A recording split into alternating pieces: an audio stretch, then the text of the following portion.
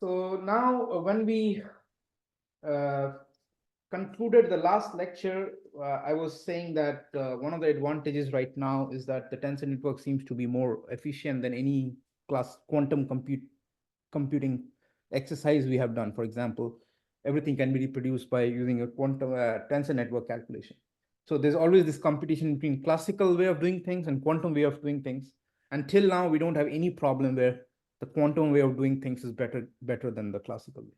But this might change in a couple of years, and that is the whole program of quantum computing. Okay, so before we go there, one of the two things which is useful using tensor networks. There are many things, but these are the two important things when we are looking at the Hamiltonian perspective of things. As I said in at the start of the first lecture, there's also a Lagrangian or the partition function way of looking at things, and we'll come to that maybe towards the end of the talk lecture today or maybe tomorrow. So the useful thing about the tensor network thing is that the ground state approximation. So that is what we already discussed, right? So how to describe a psi, which is in terms of 2 to the n coefficients in terms of approximate psi, which only has order n coefficients. So that is one of the things we just saw. The second application of tensor networks is that you can do time evolution, real-time evolution.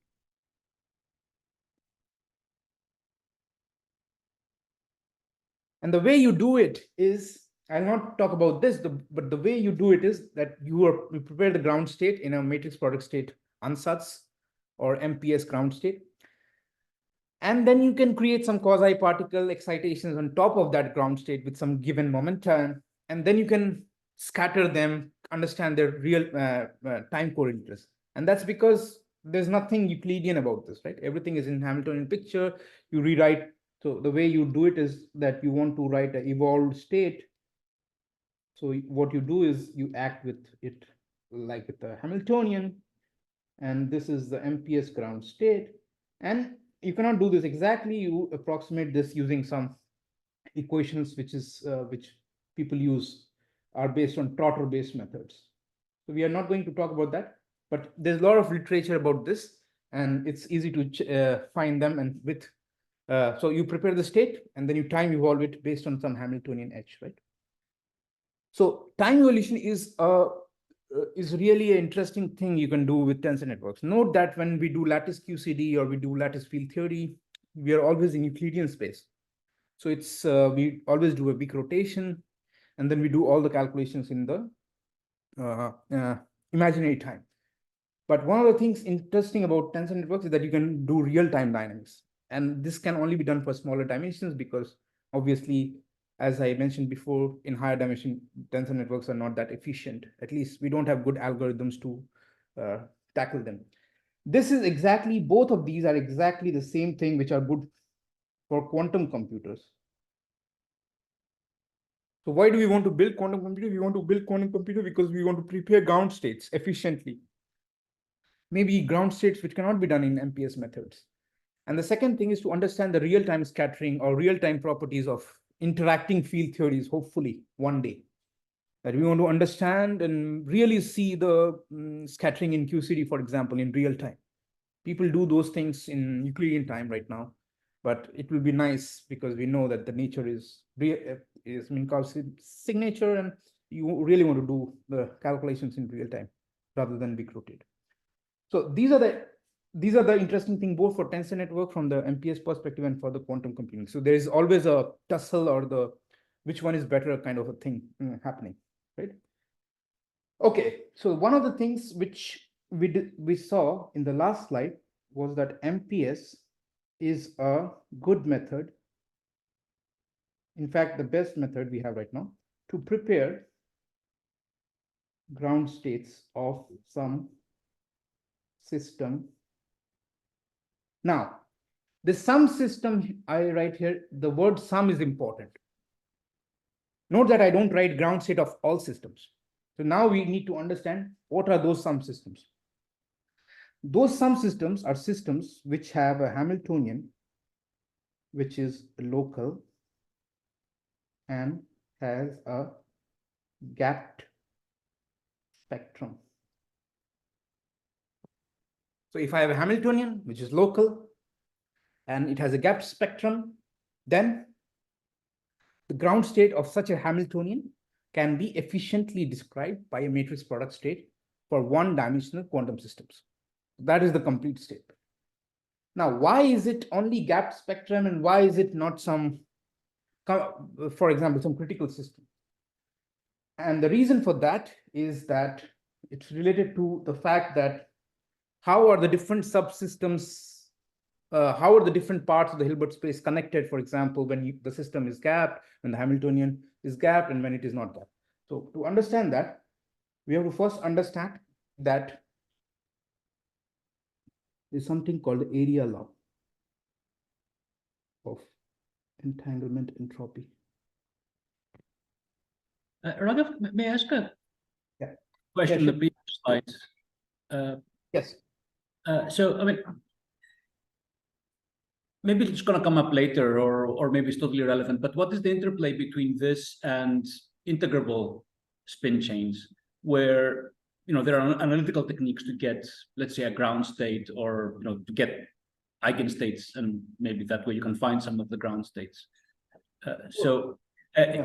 Suppose I have an integrable spin chain, would it make any sense to use a tensor network approach, or is it more efficient to just diagonalize it and study its evolution? I think when you have an integrable system, then you can diagonalize it, because the space of the space is severely restricted, right? Over which you diagonalize.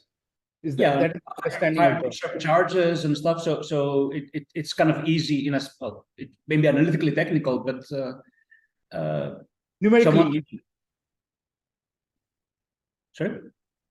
So what I understand is that when you have an integrable system, it's numerically easy to get the spectrum and other things of that Hamiltonian. So what tensor networks really is saying that, suppose I don't have an integrable system, I just want to do something which works for any general point in the phase space, not just at integrable point.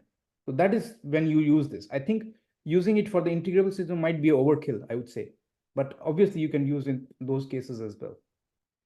Okay, so it will still apply, because your conditions will still work. Yeah, absolutely. Still have a capped spectrum and everything, but absolutely. Yeah. I just not need this. Yeah.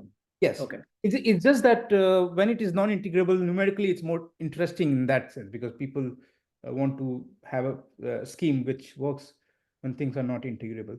And that is exactly why you also, for example, right now we are looking into, say, as you know, that the Ising spin chains, and there's Ising field theory, and those are integrable at some point. So we're using tensor networks to like deform away from the integrable point. You can always study integrable points, but you can use form factor perturbation theory and other things to deform from that integrable point, and then see how tensor network does, basically, right?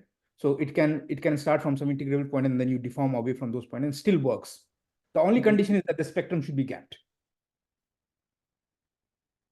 Okay. Thank you. Yeah. Thank you. So the one of the things which we'll see is that the area law of entanglement of entropy. So for example, the area law of entanglement entropy, there's no proof in higher dimension, but for one-dimensional systems, there is a proof given by Hastings in 2007. But it is also assumed to hold for higher dimension. What it says is, if you have, say, for example, let's say, consider a line of spins, and you cut it at some point, and suppose this length is L, right?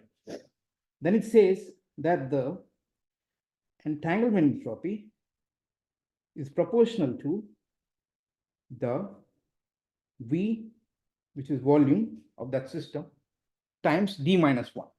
Now, if D is 1, for example, in this case, D is 1, then S is proportional to V to the 0, that is, S is some constant. There's no dependence on where you make the cut. You can make the cut here, you can make the cut here. You will not see the dependence of the S. For example, this is the entire system HAB. You cut this, trace this out. compute the S, it's going to be constant. Now, this is interesting because if you remember, we said that when you do the Schmidt decomposition and we truncate the singular values, then the maximum S a matrix product state can denote is upper bounded by the log of the bound dimension. So we saw that if you have a matrix product state defining some quantum system, you make a cut, you compute the entropy, you'll always have this upper bound of log of chi. Now, this is very good because it says that in 1D systems, S is going like constant, and this is going like log chi. So what this means is, if I keep on increasing chi, there's a good chance that I'll be able to satisfy this condition, right? That, okay, keep on increasing chi, okay, constant is 10, make chi, which is, say, for example, something. If the constant is 20, increase chi such that you reach that. And this is why the matrix product state works for gapped system, because this is a property of gapped systems in 1D. This is a property of the matrix state based on the Schmidt decomposition truncation. And they are not completely mutually exclusive. They're consistent with each other, right? And that is why this program is interesting.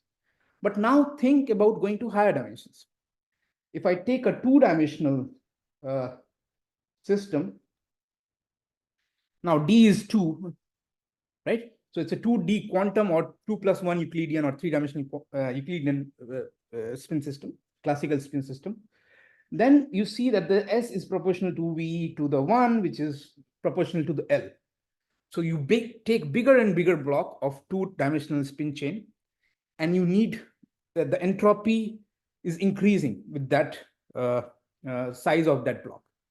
But there's nothing which can increase the entropy beyond this. There's no L dependence here, right? In the matrix product state doesn't know about this. So there was obviously this fails. And also the higher dimensional generalization of matrix product state, which is known as projected entangled pair state. So now this is similar to matrix product state, but now you entangle neighboring sites, because you have to do entanglement in higher dimension, because otherwise there's no hope. And people have been playing around with this. There's a lot of progress on this, but it's still not as state of the art kind of thing as MPS. And it's very hard to get convergence, and there's a lot of numerical instability and things like that. So that is why 2+1 dimensional quantum, the two-dimensional quantum system is still open, kind of an open problem for quantum systems. A lot of results have been obtained, but it's not as precise and like accurate as MPS methods, right? Now, one of the things which I just mentioned here is that the entanglement entropy scale like constant. Now, if I have some Hamiltonian, for example, of n spins, which corresponds to dimension of Hilbert space equals to 2 to the n. So suppose, for example, I consider, let's just say that the Hilbert space is like this, 2 to the n. If the Hamiltonian is local and gapped, it has been shown that if you take any generic state belonging to this Hilbert space, it will not satisfy this condition. There's only a very small subset of Hilbert space where the scaling of entropy is what you want. So if I just take a Hilbert space, which is 2 to the n, and I take a random state from that Hilbert space, the scaling of the entropy will be not area law, will be equal to proportional to V d, not proportional to V d minus 1. Right? Here we saw that the entropy is proportional to V d minus 1. But if you take a random state in the Hilbert space and you compute the entropy, you'll see that it scales like the volume. It scales like V to the d, not V to the d minus 1. So that just tells me that ground state of local gapped Hamiltonian lie in a very a small corner of the exponentially large Hilbert space. And that is why MPS works. Because of this condition that the ground states are not just some random states, it's just very specific entanglement structure in the sense that it has a prop scaling of entanglement, which is very unique, which is like going like area law. If it was going like volume law, then there's no hope of tensor networks. There's no way we can write, because where would you find in 2 to the n? It's exponentially large space. You have to find ground state, it's impossible. But the fact that we know that we only have to focus on something which has a very specific entanglement structure tells us that what state it can be, and it can be of matrix product state type. So the whole insight into this tensor networks came from the understanding of the entanglement, the quantum entanglement of that ground state, right? And this is very nice because, for example, I like drawing this plot, which we'll understand now. So suppose these are number of Schmidt coefficients, right? Now we know what the Schmidt coefficients are from the lecture 1. And for example, I can draw 2 cases, one case like this, and one case, say, for example, like this. Now, the red one you see is a random state. A random state has same coefficients. As we saw, the weights are all the same. And this is the ground state of local gapped Hamiltonian. And this is why tensor networks work. Because the Schmidt coefficients can be arranged from largest to smallest and then truncated over some chi, which is bond dimension. Whereas a random state, if it was a random state in the Hilbert space, then there would be no hope, because where do you truncate? All of them have same weights, right? So this is kind of the crux of why these methods work, based on the entanglement structure of the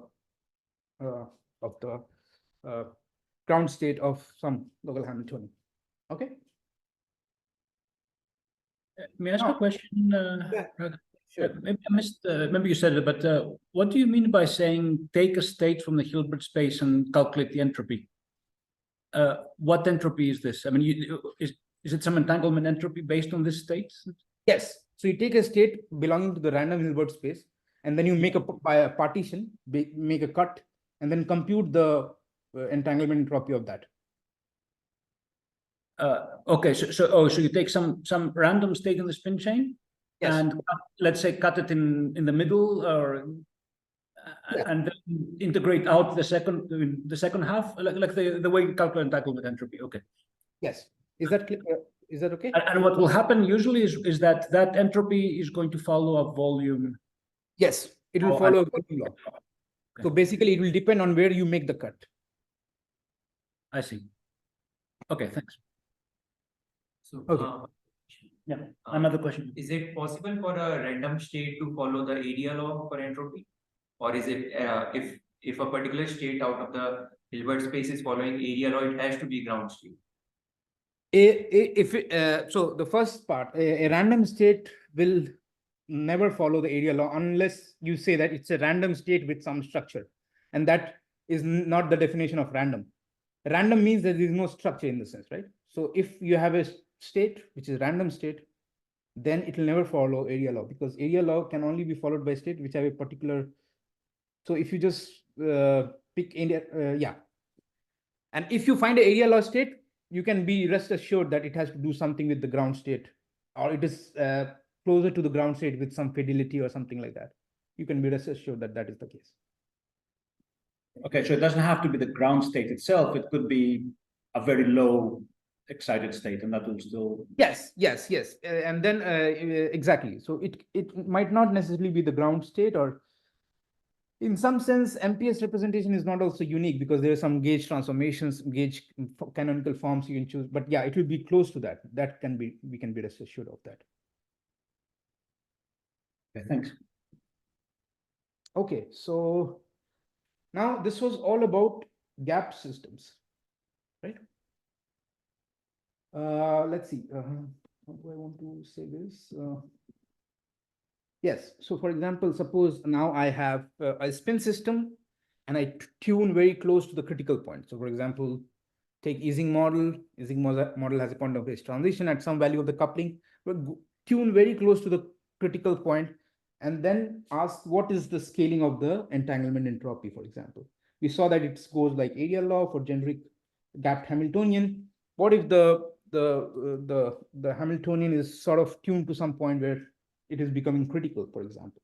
Then the argument is that the entropy or the SL goes like log L.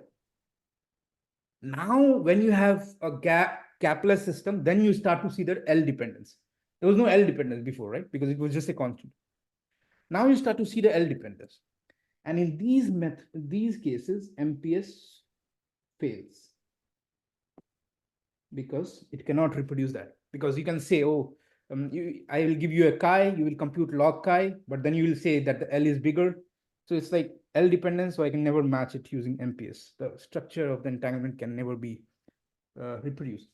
So for these sort of networks, and this log L dependence is very interesting because, for example, 1D quantum is like CFT. You can think about it as a CFT2, and then there's a duality between ADS3 and CFT2, which we all know, and you will hear about in this school as well. And you'll see that when you compute the Ruth-Akanagi entanglement entropy of ADS3, which is equivalent to finding a minimal curve which is on a slice of ADS3, which is, so you take ADS3, then you take a time slice, and you sit, and then you extend your curve into the bulk, basically, and then you measure the length of that curve. You'll find that the entropy also goes like log of the cut which is made on the boundary. So, for example, if this is the L cut, and you extend this like this, so this is L, the length of this curve will be log L, and that is the EE. And that is why, that was also one of the reasons why Brian Swingle and other people in 2019 proposed that ADS is related to MERA. And MERA is just the MPS extension to critical spin systems. I'll show what, I won't go into the details of the MERA, but I'll just tell you. But MPS is for gapped system. If I make the system critical, then I have to use something called a MERA, which is, yeah, maybe I should write down the full form. It's called multi-scale entanglement ansatz. And MERA is different from MPS because MERA is a tensor network. This is a tensor network which can reproduce gapless or critical systems, which MPS cannot. Right? So MERA is a tensor network representation of 1D critical spin chain, and the entropy scaling. There's a chat.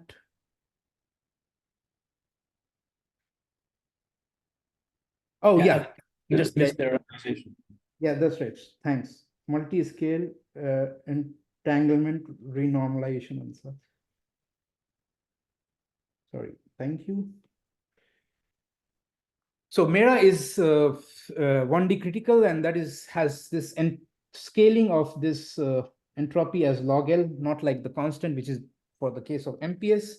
And that is why it is related to, that means it's related to, obviously, to ADS3, and then people have computed those and it matches.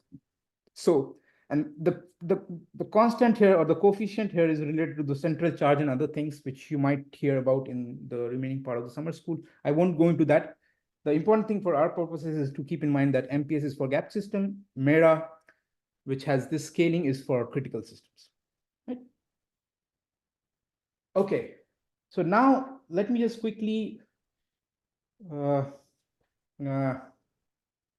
about a little bit about This was all about Hamiltonian perspective. The matrix product state description was, we talked about the approximation of the wave function psi, and then it has the same entanglement structure which we want. But there is also an alternative approach to tensor networks, which is based on the real space RG. And this is known as tensor renormalization group. Right? So in some sense, you can also think about this as also suitable for gap system, for example, for systems or field theories which have like sufficiently are gapped. And the approach here is to deal with partition function Z and talk about how we can approximate Z. So before that, let's just see what is the fundamental quantity. So for example, in lattice field theory, or whenever you do Euclidean field theory, the fundamental quantity of interest is Z, which is the partition function, which is a sum over all the possible, say, states a system can have. And then you have B, and then you have H corresponding to that state, Si, right? Now, in practice, these states which are here can be very large. And if these states are very large, then you have to, it's the same exponential large problem we saw in the MPS, that if you have a system, you can have exponentially many possible states which can contribute. And then computing the partition function is a hard, computationally hard problem. Note that this Z, except in certain few cases, for example, 2D classical Ising model. So classical Ising model was computed by Onsager in 44. And in that case, Z can be exactly written down. But for example, if I want to write Z even in presence of, say, magnetic field, say Ising model at an inverse temperature beta and magnetic field H, it's not known. We don't know what the Z is. And in general, computing Z is an NP hard problem. NP hard problem means set of problems which are hard for classical computer to do in a polynomial time, right? So this cannot be exactly computed for 3 and 4 Euclidean dimensions, or even for 2 dimensions beyond certain cases. And then the basic idea of tensor renormalization group is to find the states Si such that this can be well approximated. So it's similar to the MPS split, where you use tensor networks, or you use tensor networks to find approximation of the ground state. In this case, you find the important states, or you construct the tensor network representation, which you coarse grain such that you have the same Z, right? And that is the whole idea of real space RG. You start with some Z, then you coarse grain, change your Z, change the couplings and other things such that the Z remains invariant or closely invariant. Like, it should not change by much. Keeping it exactly is very hard, but you try to keep it as close to initial Z as possible. And that is the idea of TensorNet. So for example, tensor renormalization group starts with some tensor, for example. Okay, so before doing that, let me just go to what we call as the Penrose tensor graphical representation. So this was given by Penrose, but has become very popular in tensor networks. So this is how to represent objects. So for example, if I have an object without any legs, it's called a scalar. If I have an object like this, it's a matrix. If I have an object like this, it's a tensor of rank 3. If I have something like this, it's called a, so this is similar to the MPS tensor we saw before, rank 3. This is rank 4. So for example, in this notation, if I want to do a matrix multiplication, in tensor notation, it's shown like this.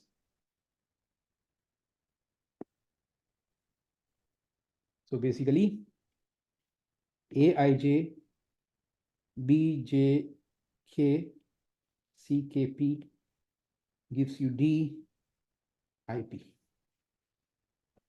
So let me label I, J, K, P. So this is the Penrose way of writing any operation. You can write any tensor. You can just draw this. So if I have to say, oh, matrix multiplication, I will not say matrix multiplication. I'll just draw this diagram. This diagram means that it's a matrix multiplication. But with tensors, you can have more complicated objects, like something like, for example,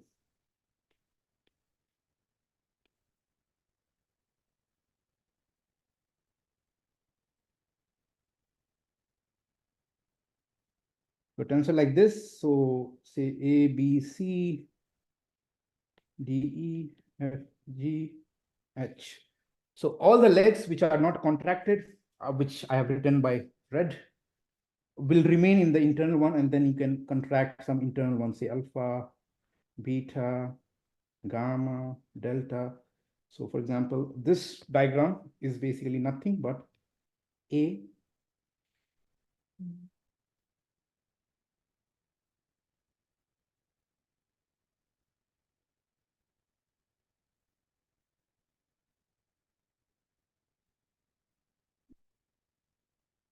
so this is A. Let's use a different color. Yep. A, B, C, D.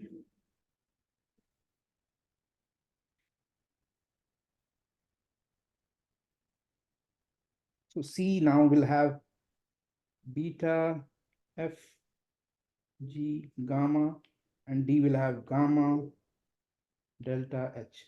This will give me some new tensor T, A, B, C, D, E, F, G, H. Right? So this is a complicated tensor network. So you won't see something like that, but if you understand, like, just wanted to make it clear because you'll be using this frequently in the notebooks and we'll be doing. So tensor networks is all about tensor indices and these things. And in real space, you can have, we usually do calculation in 2 Euclidean, 3 Euclidean, even 4 Euclidean, we have been able to reach. And there can be a lot of indices. So it's nothing, it's just very straightforward. You just have to keep a track of which indices are not contracted and which are contracted. Right? This kind of only makes sense to me if the tensors are cyclic in some sense, because otherwise, how do I know that I start with A and not with delta, let's say, on the first one? Or how do you know which is the first index of each tensor? Oh, yeah. So yeah, that's right. So when we will do these real space, I'll choose some notation and I'll follow that throughout. So for example, one of the things which people follow is that they start here and follows clockwise. So that is one choice. You can also go anti-clockwise. So for example, in this case, if I was precise, I would write with clockwise notation A, delta, gamma, and things like that. But still, I'm not sure what the first index is. Like, how do I know that the first index is A and not alpha? Or It can is be there a marker for which is the first index, or it doesn't matter because they're cyclically identified? no, it doesn't matter because you just have to see which. So for example, I look at this and I look at this and I immediately see that there's alpha. So when I draw a diagram, I have to put alpha between A and B. But I could have written A as A delta A alpha and I would get the same, right? Yeah. You can move them at, like, the important thing is that when you're contracting these two, the middle one has to be contracted with the first on this side. Or you have to satisfy. I see. Maybe Okay. but usually what maybe this will become clear. I don't know. Yeah, this is a bit confusing. Let's see how I can. Yeah, maybe. Yeah, let's see. Let me see if I can make this a little simpler. So, for example, I think it'll become clear. I just wasn't sure. I think it'll become clear when you look at the notebook. yeah. It will definitely become clear. If it is not clear, then I'll find some other way of explaining it. Okay, thanks. Okay, so these are what we have now. Come back to, say, for example, 2D classical easing solution, right? We want to write down some tensor and then we want to coarse grain that tensor. So what is a basic procedure? So let me just case, this is not very precise at the moment, will become more precise when we do it on a notebook. I just want to sketch of what is going to happen. So for example, if it's a D Euclidean dimensions, you have initial tensor, which is of rank 2 times D. And it's 2 times D because all the directions are the same. Everything is plus signature, plus, or whatever. And there are 2 legs for the one direction and 2 legs for the direction, right? If there was a 3D, if I want to do 3-dimensional classical Ising model using tensor RG methods, then I'll have something like this. If I want to do a 4-dimensional classical Ising model, then I'll have something like this. So this is 2D, this is 3D, this is 4D. And most of the work we have done is like focusing on 2D and 3D Euclidean systems. So for example, you can compute the thermodynamic observables or free energy for 3D classical Ising model in like 10 minutes, 15 minutes on your laptop. You can reproduce Onsager's relation very quickly. But the basic starting point is that there's some tensor which is like this. Now, this is Tijkl. This is Tijkl Mn. So Ij. So left of so the convention is that this is minus x, this is x, this is y, this is minus y. Ijkl Mn and so on, right? So the goal is to approximate this thing here, right?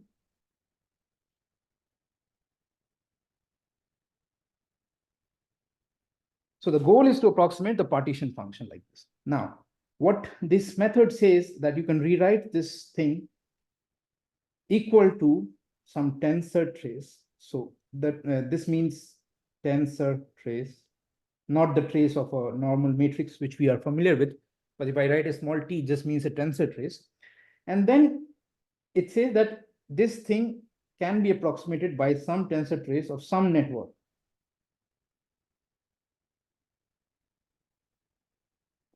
Right?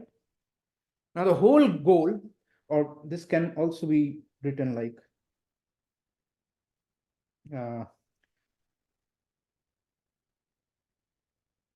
for field theories, it can be written like something like this, right?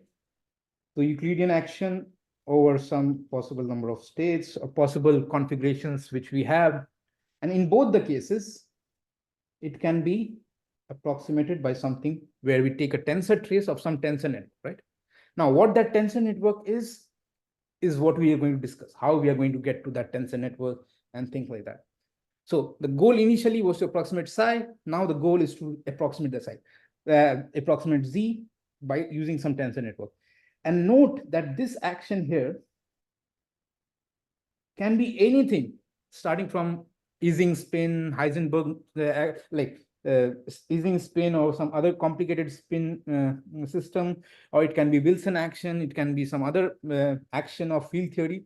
You can stick the basic, the broad picture is that you can stick in any action, and this is equal to some z. You cannot exactly compute this z, obviously, this function integral, or what we know in classical statistics as the partition function, but you try to approximate it as some tensor trace of some tensor network.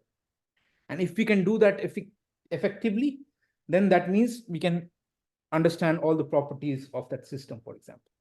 So for example, if I can compute z, then I can compute the free energy straightforwardly using this relation, that the free energy related to the canonical partition function, like this relation. And with the free energy, you can take derivatives, you can compute a specific heat, you can look at phase transitions, and anything you want. So this is what we are going to try to see maybe tomorrow, that what we can do with this free energy and the approximation to it. So for now, what I'm going to do in the last 12-13 minutes is go to the notebook and do some small setting up of what we are going to do more accurately tomorrow. Is that clear? May I just one more question on if I see your drawing of these tensors, it looks like it's meant for a square lattice or a cubic lattice. Yes, yes, sorry, that's right, that's right. That's a good point. This is all on a square lattice, that's right. But you can draw the same things for a hexagonal or a triangular lattice. It's not a problem. Okay, so if I had a triangular lattice, then my rank, I mean, my in 2D, I would Yes. have a 3 Yes. extent. Okay, okay. So the Exactly. tensors are following the links of the lattice. Yes. So so you have a lattice, and then you basically go to the dual lattice of that lattice. So it's a square lattice, right? Square of dual is dual lattice of square lattice is still a square lattice. So for example, let me see. So for example, you have a lattice like this, you go to the dual lattice, and then at that point, you define your 4 legs, which are known as IJKL or something like that.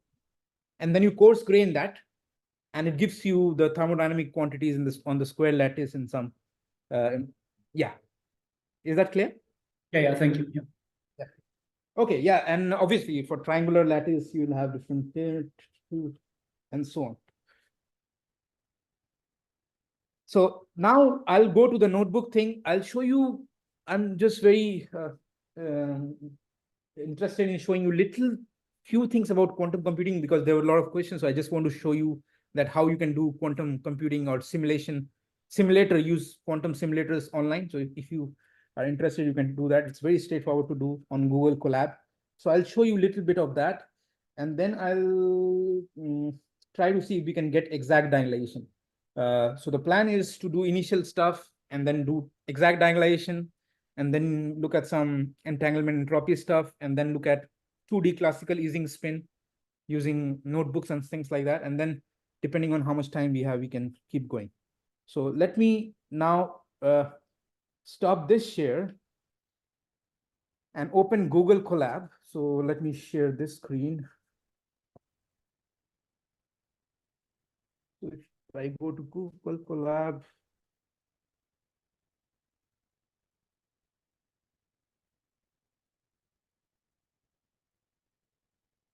do you see the Google Colab page? Yes. Okay, so we go to Google Colab, and let me just rename the notebook as, say, for example, Summer School Notebook 1, right? So if you are not familiar, Students, I mean, the link to Colab was also in the email I sent maybe on Friday. There was a link to that in case you want to start your own notebooks. So let me see. I'll go. Can I get a confirmation that everyone has Google Colab open, or if they want to do, if they don't want to do it or just look at it, it's fine. But I would encourage you to do it. But in any case, yeah, I'll just should I just keep going? Maybe I can just keep. I think so. I think people. Yeah. Okay. Some people do have it. Yeah. Okay. So the first thing we'll do here is that we'll just go to runtime. If you go to the runtime tab on the tab, and you see change runtime type, then we'll see a couple of things. We'll see that the code is Python 3, and then you'll see that for Google Colab, you can use either a CPU or you can use a GPU. You cannot use a fancy GPU because that option is not available for the free account, but you can use CPU and GPU, right? So maybe tomorrow or day after, or in the last lecture, I'll also show you a paper we wrote about how one can use GPU to really speed up the tensor contractions. So note that there are tensors, and each of them are, the tensor has a lot of indices, and each of the indices are running from 1 to some big number.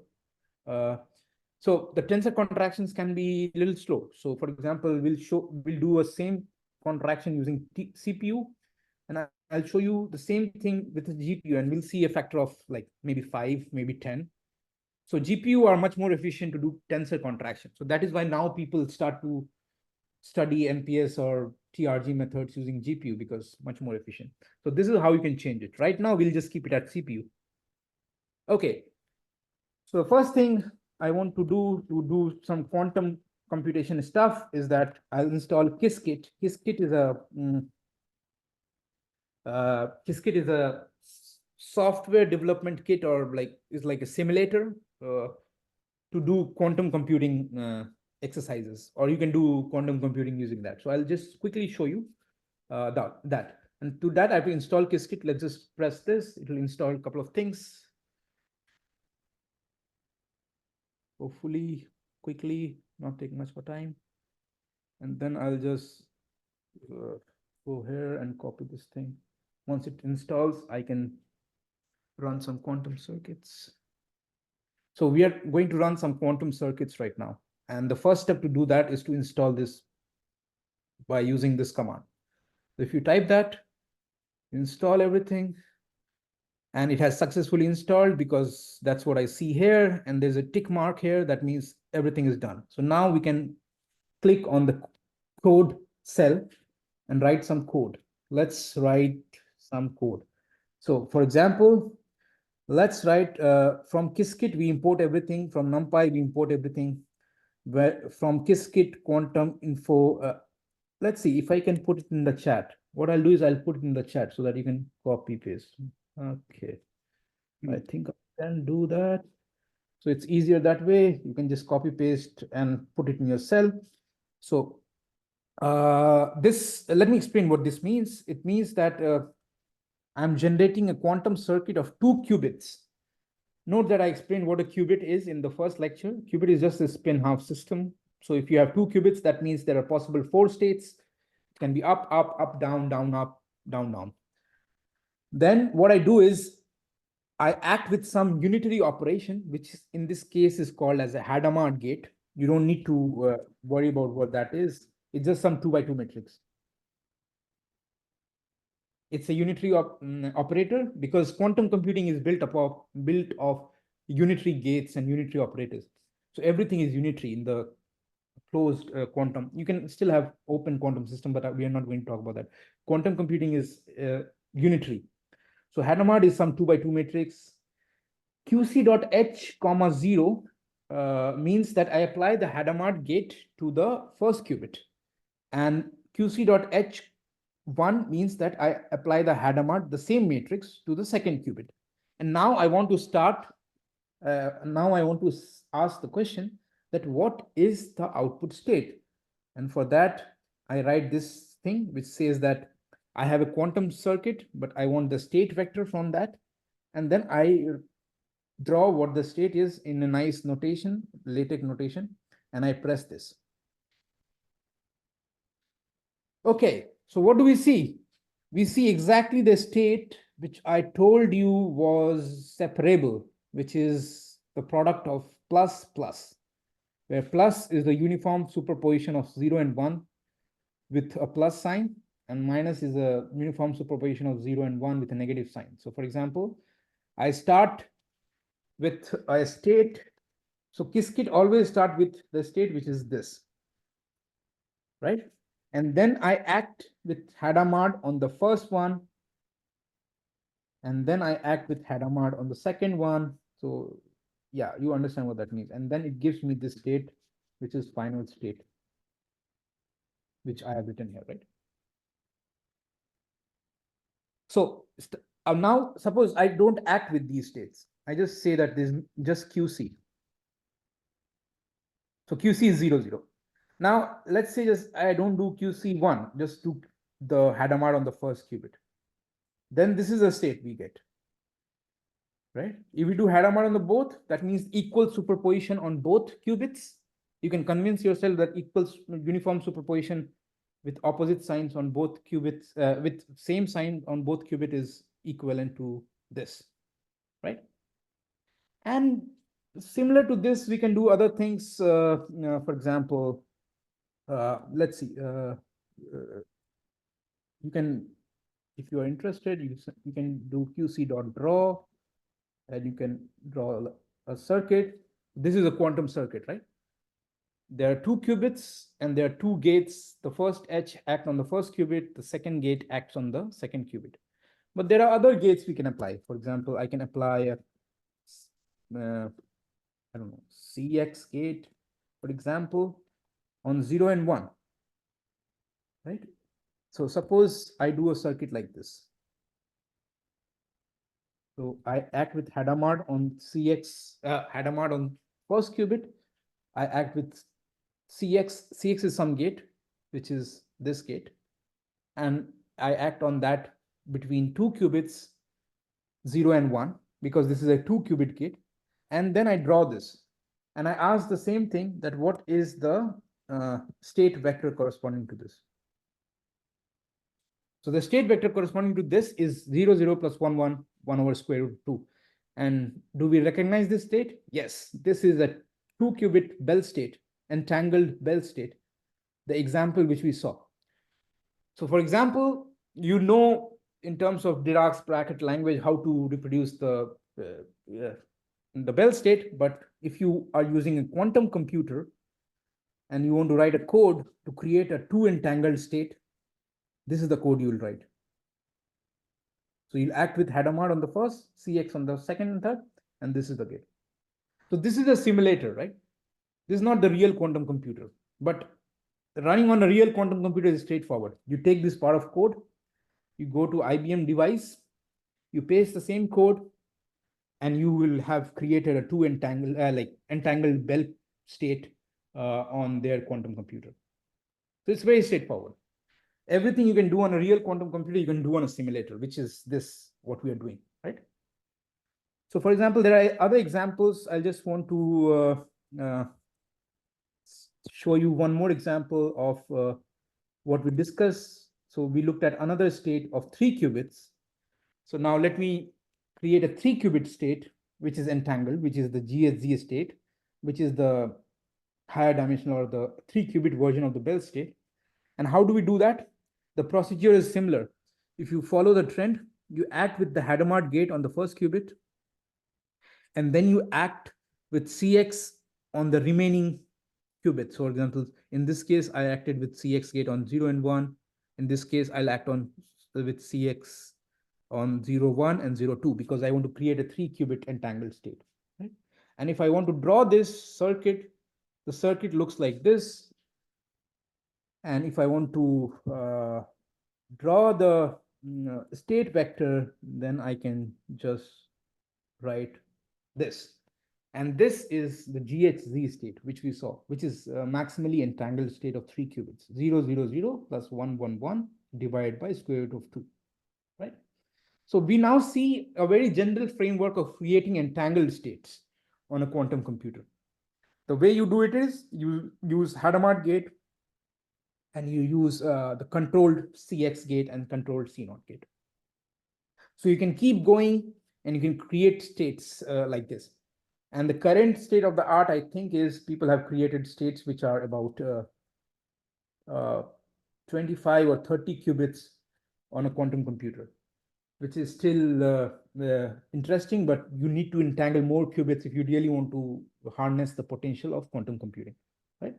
So these are the things you do using a simulator. So just wanted to show you. This is not related directly to tensor networks, but this is a good idea if you want to play around with quantum information. You want to look some of the things we discussed in theory in practice in front of your screen. You can also do measurements here, for example, which I'm not going to do right now, but you can also do measurements, and then you'll see that, for example, depending on the number of runs you use, it will either give you 0, 0, 0 and 1, 1, 1 with some probability which is close to 50% each, right? Those things you can try as well. And I think, yeah, so that was the small introduction. Are there any questions related to that? Related to this small exercise we just did here on Collab? So is this Qiskit package available only on Colab, or is it something one can have on any Python installation? No, yeah, you can just install it as a package, like you do, for example, SciPy, NumPy. You can install Qiskit from using pip install or something, and that's So exactly. One can work offline then on just in Sage. Yeah, absolutely. You can work offline. I usually work offline. It's just for practical, like showing here that I'm doing it on a collab. I, for example, can just download it on my Python thing and do it offline. Yes. Okay, are Okay. there any, is this a good time to maybe stop? Yeah, I for a think, minute? yeah, I think this is a good time. That's why I just, I didn't want to start anything new. That's why I just took this time to quickly show this thing. Other So questions? the plan, yeah. The notebook. Okay, yeah, so the question is if you could make this notebook available. Oh, yeah, sure. I Uh, can do. I mean, maybe you can send it to me and then I'll forward it to everybody, or I'll Okay. put it on the website. Yeah, just because not everybody was able to follow all the type of everything, but yeah. Okay, sure. Yeah, I'll send this. I'll download this notebook right now and then send it to you. Okay, great. Okay. Yeah, so the plan for tomorrow is I'll start off by on Google Colab trying to do exact diagonalization for quantum Ising model, computing some quantities like diagonalizing the Hamiltonian.